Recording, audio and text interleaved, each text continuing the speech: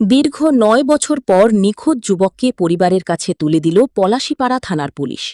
বুধবার সেই যুবককে বাড়ি নিয়ে যায় তার পরিবার। এতে খুশি পরিবারের সদস্যরা।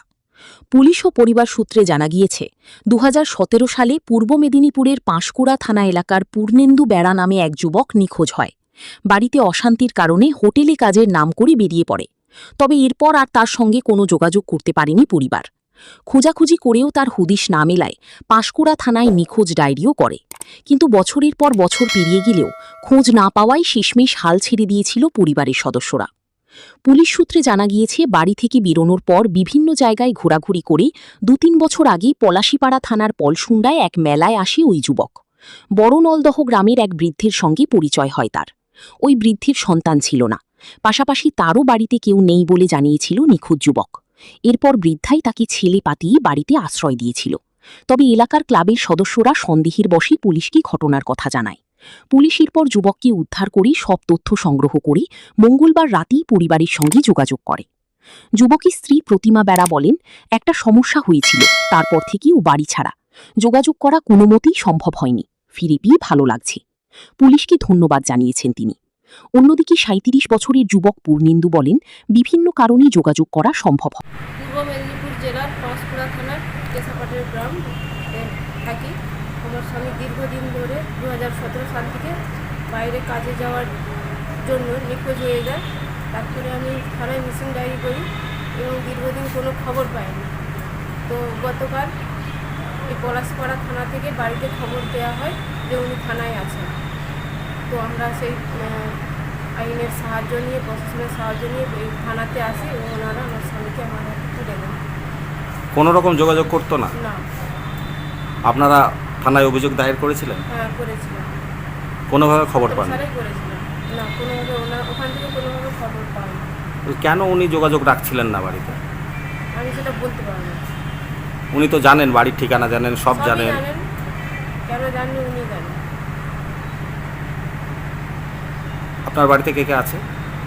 বাড়িতে আমার শ্বশুর, শাশুড়ি, দেওর, যা, আমার 2 ছেলে মেয়ে, দেওরের ছেলে। ছেলে মেয়ে কোন ক্লাসে পড়ে? আমার মেয়ে মাধ্যমিক দিবে 2027 সালে, ছেলে ক্লাস 8। স্বামীকে ফিরে পেয়ে কেমন লাগছে আপনার? ভালো। পলাশীপাড়া থানার পুলিশকে কি বলবেন? অসংখ্য ধন্যবাদ অফিসারকে আমার হাতে তুলে দেওয়ার জন্য। আপনার নাম? প্রতিমা বেড়া। আপনার বাড়ি কোথায়? পূর্ব মেদিনীপুর পাঁশকুড়া।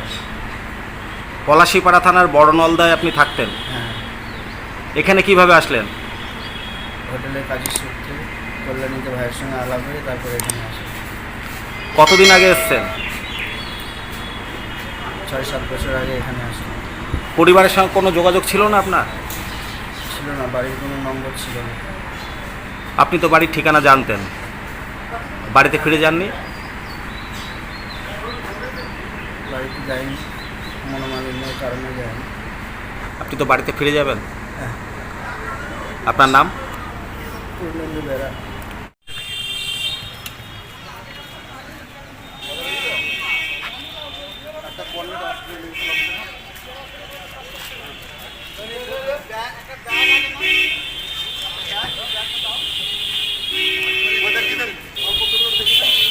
গতকাল আমরা এই থানা থেকে ফোন পাই এবং পলাশীপাড়া থানা থেকে? পলাশীপাড়া থানা থেকে ফোন পাই।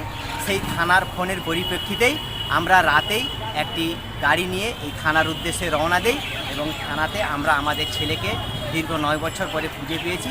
এর জন্য আমরা ধন্য।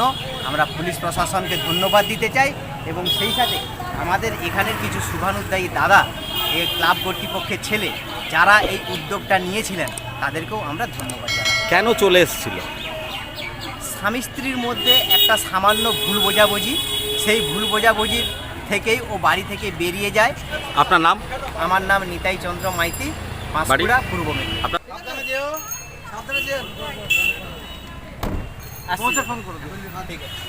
ঠিক আছে।